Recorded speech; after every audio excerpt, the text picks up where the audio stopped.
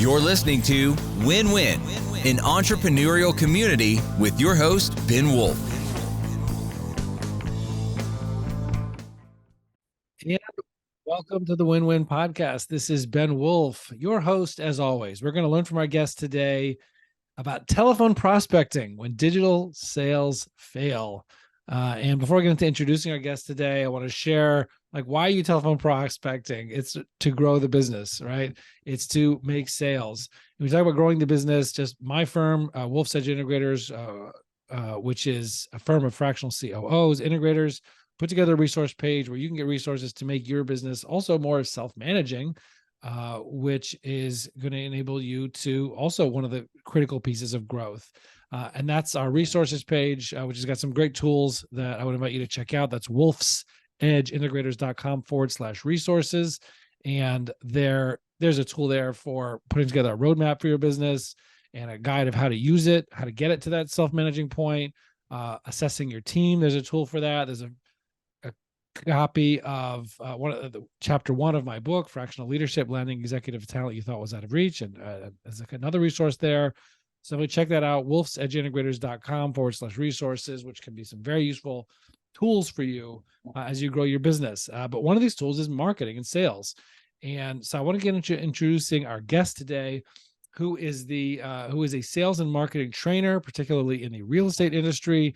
He's also the head of sales at Be Inclusive Now. He is the host of the Path to Mastery podcast. His name is David Hill, and you could find out more about him at davidihill.com. Basically all spelled how it sounds, davidihill.com. And with that, I welcome you, David. Nice to have you here. Thanks. Thank you, man. Thanks for having me, Ben. Appreciate it. Look forward to it. My pleasure. And if you don't mind giving us a quick 2-minute background, quick 2-minute history on sort of where you came from and how we started talking about this very specific topic of telephone prospecting as a tool for growing a business. Yeah, man. 35 years ago, I actually went, the age of myself. 35 years ago now, I went and I applied for a job that said I was going to make $100,000 a year, which you can imagine how much money that is. 35 years ago, right at 20 years old or 17 years old.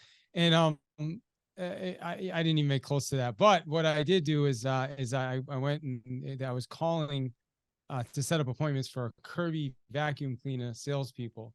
I don't know if anybody remembers the Kirby. And that's where I started, man. I started in that little call center. It was tough.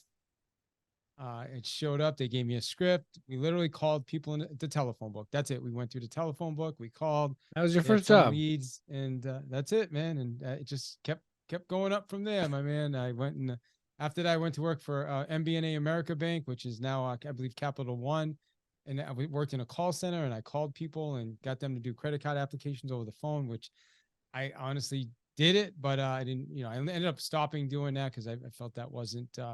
That wasn't, I don't know if that wasn't ethical, which I don't think is why they don't do it anymore. Right. But that's how I got started. And I ended up working for a magazine for 13 years. I did literally calling telephone books again, selling advertising, working for an advertising department. I went into real estate, spent 18 years in the real estate space. I built my business calling for sale by owners and expireds. And now I'm a consultant. I work with salespeople and sales teams on their sales process. And, calling is definitely one part of the sales process. So there's my 2 minutes, I hope. That's a 2 minutes. Is that, it might have been longer, but before I met you, and thank you for having me on the Path to Mastery podcast, but before I met you, my thinking about telephone prospecting is it's obsolete. That's just, something that just for the dark ages, in the 80s and 90s, maybe, but for some kinds of businesses that they're really missing out on an opportunity and really could be shooting themselves in the foot by ignoring this and just thinking it's something for the past. What kind of businesses would be suffering if they don't have a telephone prospecting element or don't have an effective one? And what kind of, so I want to focus on the negative first, really, right? Or what kind of pain or things are they going through by not approaching that? Yeah, well, first off, well, I'm gonna tell the first point you made is, it's a lot of people have gotten away from it, which is in a lot of ways a good thing. Similar to direct mailing. Remember, 15, 20 years ago, direct mail was the big thing. And then now everybody got away from direct mail, and direct mail slowed down. But now you can go out there and be very effective with direct mail again, because people aren't getting So a few big people are stack doing of it. stuff in there. Yeah, exactly. Most people stopped doing it. So I think Not as that's much one noise. opportunity. The other thing, you talked about is, it's sales is a follow-up game, Ben, and you know that the majority of sales comes as a result of follow-up. So it's just a great way to follow up, stay connected with people. When you're good at it, it shouldn't be like you're pushy and aggressive and bothering people. You're just providing value. You're checking in with people. You're closing the loop with people. You know what I mean? And that's ultimately what it is. And I've had some people that said, man, you are just persistent. Like, I just want to do business with you because of it. And so it's a skill. It's not the only skill anymore. It's part of a larger process, Ben. But it's still, in my opinion, an old school, important way to be connected, because most people, now will either fall to text or email. The challenge with that, as you know, is there's no real connection. It's like if somebody sees your text, if they're in a bad mood, they can perceive your text way different than you expected, than you anticipated it would be, right? Or the same thing with an email. Your email can be read the wrong way based on the context that they're feeling right now. Where when you're talking to somebody, besides being in person, obviously is the most strongest, but voice to voice is a great way to communicate with somebody. They can feel it, they can sense how you feel. You can handle objections, you can ask questions, you can dig deeper, you can pick up on nuances. You can't do that through text. You can't do that through email. And I think that's another reason why it's so effective, Ben. What kind of people, what kind of businesses should be thinking about incorporating this as part of it if they're not already? I think every business should be with their past clients. Even right now, I have a client who she works with Fortune 500 companies and Fortune 100 companies. And, she hired me as a consultant to go in, because she's been out of the space since before COVID, and she's getting back into the space now. So she literally hired me now to go, because she's been sending emails and just not getting response. So now she's hired me to go in there and just say, hey, this is David. I'm giving you a call and the reason I'm calling you is because Barbara is rebranding and blah, blah, blah. And she's wanting us to get and like, it's been so effective. Like, I've got her on the phone with so many people just by doing that for her, so I think that's one way you can do it. I mean, listen, any business, I have another client, they do HVAC systems. They have people that come in through lead forms. The salespeople call once and then they forget about it, like, oh, they didn't call me back. So we're going back, we're finding older ones, and they're going back and finding older leads from, 4 months, 6 months, a year, and going back and realizing those people haven't bought yet. And now all of a sudden you're in a conversation with that person, because originally they may have gone on 4 or 5 different sites, pressed a button for each one, and then all these people called them, right? But now here you are 6 months later, you're the only person in conversation with them. So, I mean, I think just about any business, I think you can incorporate it if you do it the right way. Like I said, I'm gonna go back to what I said in the beginning. It should not be pushy. It should not be like aggressive, assertive. It's just, hey, here's the reason I'm giving you a call. You're authentic, you're transparent with people. And I think most people appreciate that. Not all. Some people like, take me off your list. I don't like incoming calls. Okay, awesome. Then no problem. I hope you have a great rest of your day. And you move on, right? And mostly that's homeowners, not businesses to business. You very rarely hear that. But when you're calling general, the consumers, some people will be like, take me off your list. Like, I gotta admit, I'm somewhat surprised to hear you just said like the large variety of businesses that this could be good for. It actually makes me think. We were talking before we started recording about how I'm a member of Strategic Coach, and actually just reminds me, talking about this topic, that the salesperson, I don't even remember how they originally got my name. I don't remember signing up for anything, but I was getting emails from the relationship manager. I'll say his name because I bought eventually, right? Which is Matt Yonke. He's one of the sales or relationship management people at Strategic Coach. And he, he must have sent me emails and kind of offered, hey, pick any book or, from our Strategic Coach library and these different things. And then he would call like every couple months. He would just call. I don't know how he got my number even, but he would just call me. And I don't even know why, but like I would talk to him because I don't like ever answer the phone from telemarketers. What? He's laid back, right? Like also because it was Strategic Coach. Like I had a certain trust to Strategic Coach just because I knew who Dan Sullivan was. I trusted the brand. That's actually probably a lot of it. But it's like I actually talked with him. So we spoke for a few months, 6-9 months, and then I plunked down all the money and and then finally joined, but well, let me ask you a question. Do you like his demeanor, even though like he's not a big closer, right? Like I wouldn't say he's a big closer. He's more of just a follow up and hey, I'm checking in. I'm giving you some info. How are you doing? How's it been? How's your business? And even that approach over time, you start to build trust, right? Like at least that's how I felt. I definitely had a positive. I haven't bought from Matt, but I said I haven't bought anything yet from him, but he calls me too. I think we were talking about that before we started recording. Maybe you should be more of a closer. I don't know. Yeah. No, I don't know. I mean, I think, I mean, I feel like if he'd been more pushy, I probably wouldn't have liked it. But even during that period, I mean, when he first called, like it was strange in a way for me, like to get a call, like, sort of, from a business of, obviously he wanted my business, but but I didn't have a negative feeling towards him at the time. And obviously I bought, I mean, in the end, but like now I'm in my third year, but it's interesting. So it's interesting to hear you talk about the wide variety of like types of businesses that this could be applicable for. You talked about how it's part of a broader strategy. It's not like your whole thing. So paint a picture for me, like how, where does it fit in to a broader picture? So I think it depends on your product overall, right? So I work with still work with a lot of real estate agents, and real estate agents, when I was running my real estate business, I built it primarily on working with for sale by owners who are people that wanted to sell homes themselves, threw an ad out there, and then all the realtors would call them, right? Like they would get, after a while, they'd be frustrated because all these realtors are calling.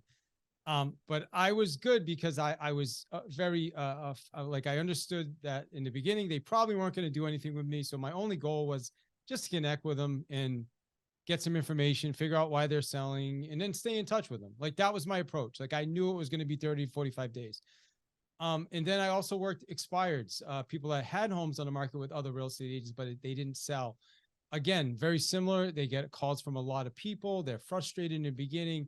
So you go into it with that expectation. So in that, to answer that question with regards to that specific clientele, the first interaction is going to be a call, right? You're going to call them. You're going to connect with them, you provide some information, something of value, figure out where they are. They may say, hey, I'm not selling this house again for 6 months. I have no interest. All right, awesome. You mind if I send you some information, check back with you in 6 months? Yeah, that's fine. Great. What's your email address? Now I just got your email address, right? And I'm going to probably call them back in 3 months, not 6 months, or maybe even 2 months. Just, I'll call them back in a week to make sure they got my email. And then I'll, if they're still going to wait, because people change their mind, then I'll obviously, call them back in a couple months. So that would be one example. Another example is, emails. Like I have clients that have big databases. So we can send, like, let's say you're doing a webinar and we send an email to a couple thousand people, inviting them to a webinar. Now our system, we can see everybody that clicked on the email that didn't either register or anything. So now we can just follow up with those people that clicked on the email and say, hey, this is David. I'm giving you a call from. The reason I'm calling you today is we have a webinar coming up. We thought you'd be interested. We already know they clicked on it, right? I mean, we're not going to say, hey, we saw you clicked on a webinar. Right. It's like Big Brother. It's another reason for the call. So in that case, the call wouldn't be the first contact. It would be the contact after the email. Does that, and there's so many different examples of how to effectively, and then it's just a long-term approach, Ben. It's like, I think one of the biggest mistakes that a lot of salespeople make is they think it's like a one and done. And we teach this. It's 5 to 12, like everybody listening to your podcast right now. I want you to remember it's going to take you 5 to 12 contacts on average to convert anybody. I bet even Matt with you, Ben, you probably on the 5th or 6th, or maybe more, is when you made a decision to join. Right. And it's across. And there were the emails too. I mean, it was not just calls. Exactly.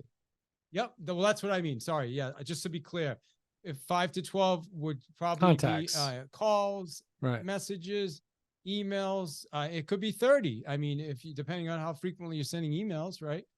I don't consider like a newsletter though part of that. Like, is that just something that's randomly going out? I mean, something really specific to the sales process. You're sending an SMS. We also do video SMSs. Like, I'll take my phone and I'll just shoot a personal video without any software. Just turn on the camera and say, hey, Ben, listen, I hope you're doing great. I know we have a call coming up in a few days. I want to make sure you got everything. If you need anything, let me know. Looking forward to connecting with you. And that's it. It's just a touch. A nice touch, personal. Right. Yeah, no, that's eye-opening. And is there anybody who this is not for? Like, who would you say, or have you experienced, is not really applicable, not really that helpful, or people try it but it didn't work? Yeah, great question. I think it's based, I think behaviorally there's going to be some people that are going to struggle. Unfortunately, if they're, they have a really I'm trying to think of the right word to say. I don't want to offend anybody. Just some people just more introverted. I mean, I don't know. Yeah. I don't want to say introverted because I'm actually kind of introverted, but I know how to get outside of myself, right? But I think if you're really, really introverted and you're really dry and you have no humor and you don't smile, because you have to, like, your energy, people pick up on your, and even though it's the phone, people pick up on your energy. And if you're not smiling and you're anxious, and that's what people get on the other end. Right. So that's why smiling is big, and being positive and using some inflection in your voice, and that's going to be better than just, this is John over at ABC, and it's just it's so I think there are some people behaviorally, and then if you're not a service minded, I think at the end of the day, you're going to give up. You're going to quit, Ben, because here's the thing. It's you're too transactional about it. You expect fast or overly fast results. Yeah. You deal with so much rejection, you quit. And in the reality is you gotta really realize that what you're doing is helping somebody solve a problem. And if you come with that mindset and somebody's like, hey, dude, go pound sand, don't ever call my house again, I hope you have a better day. I'm sorry. That's it. You're moving on. I mean, I'll take you off my list. No big deal. Like, I'll sometimes say that to people, just kind of like, okay, hey, don't worry, I'm going to take you off my list. Have a good rest of your day. And then you just move on, and that's it. You smile. Yeah. Although I don't really call homeowners anymore. It's been a while since I've been calling. I call businesses now in my new role. But I used to deal with a lot of consumers and homeowners, and it's fun because you never know what you're going to get, man. Right. There's no professionalism. Right. There's a lot of rejection. And I like what you said earlier about being at the credit card company earlier in your career, MBA or whatever, because as you said, that you have to have the attitude and feeling that you're giving someone value, that you're actually helping. If you don't really believe in what you're selling, or or think, or just personally don't believe in it, that it's not really adding value for people, or it's just a sale for the sake of a sale, just to benefit me or the company, not to benefit them, there's not actually a benefit to them, then that's that's against the, the fundamentals of what's going to be effective for prospecting or using the telephone. What's an example of, I guess, a story, maybe one of your recent clients, or some examples of where people have like implemented this, and and then what happened? So I'm trying to think of a recent example. I mean, I've got so many examples in the real estate space. I mean, okay. So I went in, I did a workshop for a bank, Fidelity, local bank. They have like 4 branches, and we worked with their mortgage team, and none of them were making calls. None of them. They'd call, like if they were like one of their buddies, they may call them and talk, because they just weren't comfortable talking business. Like they really felt like, oh, if I call you, I'm like trying to push my business on you, right? Like they, in their mind, that was kind of, they felt like salespeople are, it's pushy, it's aggressive. I don't want to be like that.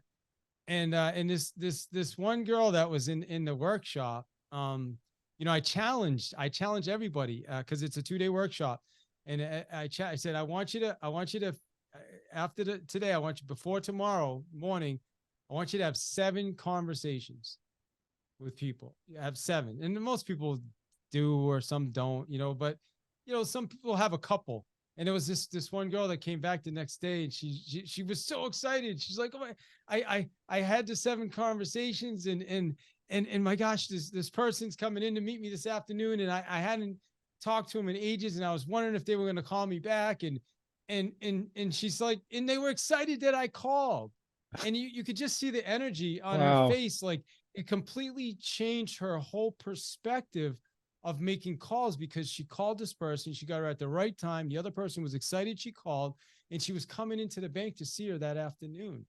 And it was just, I felt like it was just a great breakthrough, not just for her, but for everybody. Yeah, to hear that there in the room at the time. Yeah, right. Because she would have never made that call. She would not have made that call if I hadn't challenged everybody to go home that night and make those 7 calls.